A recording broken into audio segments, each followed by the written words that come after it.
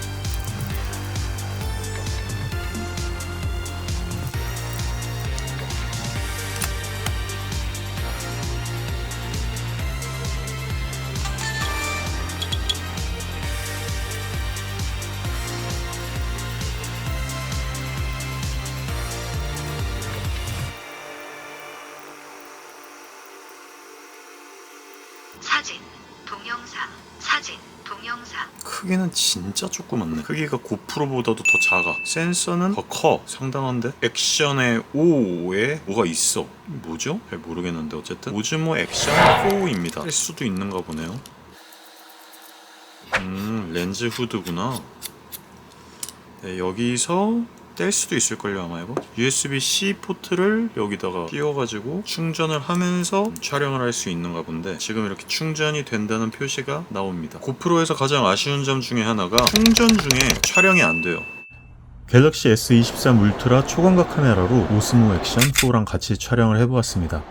보시다시피 컬러의 표현은 S23 울트라 쪽이 채도는 더 높았으나 오스모 액션 4도 색감 표현이 나쁘지는 않네요. 좀 부드러운 느낌이라고 해야 될까요? 고프로 11이나 소형 촬영기기로는 스타필드 하남의 어두운 복도를 걸어가며 촬영했을 때 거의 좋은 화질이 나오지 않기 때문에 소스 영상으로 쓸 촬영을 하거나 좋은 화질의 영상을 내야지는 않습니다. 그런데 생각보다 안정감도 너무 좋고 안부에서의 노이즈 억제력도 상당한 데다가 이미지 센서 크기의 힘인지 저조도에서 광량의 확보가 아주 뛰어난 것을 알 수 있었습니다. 밖으로 빠져나와 충전 중인 곳까지 똑같은 걸음걸이로 걸어가는데 오즈모 액션 4와 갤럭시 S23 울트라와의 안정감이 눈에 확연히 띌 만큼 굉장히 큰 차이점을 보여주는 것이 인상적이었습니다.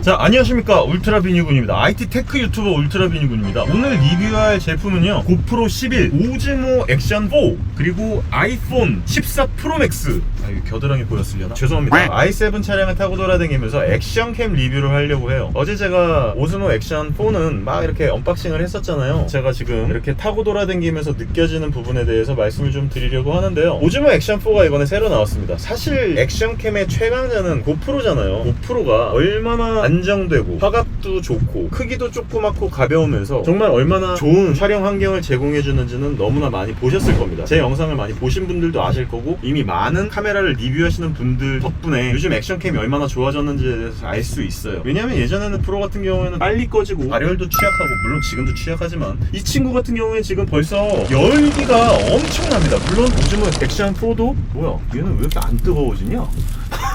그러니까 제가 고프로를 촬영을 하면서 가장 아쉬운 부분이 진짜 발열 때문에 얘는 오래 찍을 수가 없어요. 아이폰 14 프로 맥스는 마이크도 장착해 놓고 폰을 통해서 애플워치 울트라를 통해서 진짜 되게 많이 촬영을 하거든요. 그래서 제가 이렇게 지금 무선 마이크를 통해서 아이폰이랑은 되게 긴밀하게 항상 촬영을 잘하고 있습니다. 근데 이게 또 액션캠이 주는 영역이 있고요, 아이폰이 주는 영역이 있단 말이에요. 아이폰은 확실히 부피가 커, 무게가 무거워, 발열에도 강하고 또 나름대로 폰으로서의 역할도 충분하면서 배터리도 굉장히 크고 정말 잘 쓸 수 있는 촬영 장비 중에 하나예요. 정말 짱이에요, 짱. 갤럭시도 마찬가지고 아이폰도 마찬가지지만 제가 봤을 때는 정말 짱입니다. 최고의 촬영 기기라고 할 수 있을 정도로 아이폰이 좋지만 분명히 액션캠이 주는 액션캠만의 영역이 있단 말이에요. 지금 찍고 있는 고프로 11 같은 경우에는 발열도 너무 별로야. 발열 방지를 거의 못해요. 그리고 얘는 지금 한 40분도 안 찍었거든요. 근데 벌써 100% 만땅 채워놓은 상태에서 이렇게 하고 있는데 빨간불이에요. 벌써 배터리 곧 꺼진대. 그러니까 환장하겠는 거죠. 자, 이런 상황이에요. 거기다가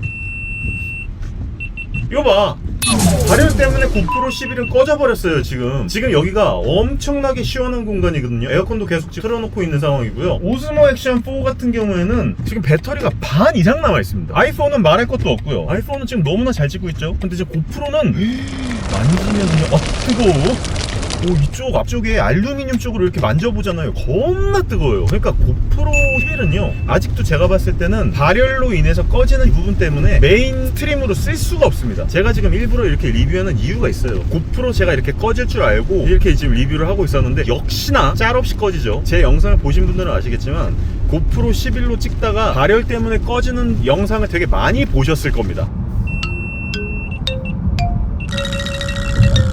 근데 지금 오즈모 액션 4는요 발열에 진짜 강한 것 같아. 제가 예전에 오즈모 액션 1을 탔을 때도 그게 벌써 3년 전이었나 그랬거든요. 지금 이렇게 촬영을 하고 돌아다니면서 이렇게 시원하고 햇빛이 드는 것도 아니고, 제가 만약에 이 위에다가 올려놨는데 햇빛이 되게 쨍쨍 내리쬐는 때라면 고프로가 이렇게 뜨거워지는 것에 대해서 쉴드라도 칠 수 있는데요, 지금 뜨거워서 켜지지도 않아. 그러니까 오즈모 액션이 1 때부터 느꼈던 건데 발열에 그래도 고프로보다는 상당히 강한 면모를 보여줍니다. 그래서 저는 지금 오즈모 액션을 드릴까 프로 11을 팔까 되게 고민을 하다가 저는 결론을 내렸어요. 고프로 11을 팔고 오즈모 액션 4를 메인 액션캠으로 드리기로 결정을 했습니다. 거기다가 지금 아마 수음 상태도 아마 촬영이 될 텐데, 그렇게 지금 얘기하는 거 당연히 무선 마이크로 들어가고 있으니까 엄청나게 수음 상태가 좋을 거예요, 아이폰 프로는. 그리고 지금 오즈모 액션 4는 한번 지금 이렇게 지금 얘기를 하고 있으니까 소리가 들어갈 거고요. 얘기가 얼마나 잘 들리고 있는지 굉장히 궁금한 부분입니다. 이거는 제가 조금 이따가 집에 돌아가서 얼마나 수음 상태가 좋은지 한번 확인을 해볼 거고요. 그리고 이제 잠깐 켰어요. 한참을 지난 상태에서 프로로 잠깐 수음 상태를 말씀드리기 위해서 이렇게 켰는데 고프로는 어떻게 들어가는지 굉장히 궁금합니다. 어쨌거나 제가 지금 오즈모 액션 4를 메인 액션캠으로 하는 데는 또 하나의 이유가 있습니다. 지금 제가 이렇게 같은 위치에다가 달아놓고 달리면서 얘기를 하고 있는데 딱 보면 느끼시겠지만 고프로는 굉장히 화각이 좁은 것을 알 수 있어요. 근데 오즈모 액션 4 같은 경우에는 화각이 넓습니다. 지금 똑같이 스테빌라이저 있잖아요. 전자식 손떨방을 둘 다 한 단계씩만 켜놓은 상태예요. 오즈모 액션 같은 경우에는 락스테디라고 하는 플러스로 안 해놓고 일상적인 차량 안에서 돌아다니는데 하나도 흔들리지 않을 정도면 한 단계면 충분하거든요. 그리고 고프로도 마찬가지고, 고프로도 지금 한 단계의 스테빌라이저를 켜놓고 있어요. 그런데도 불구하고 고프로 같은 경우에는 되게 좁은 화각을 보여주고 있고요, 오즈모 액션 같은 경우에는 훨씬 더 넓은 화각의 화면을 보여주고 있어요. 그리고 또 하나, 이제 뭐 전체적으로 느끼실 수 있게 이렇게 계속 찍고 있겠지만 지금 이 친구를 이렇게 또 꺼졌어.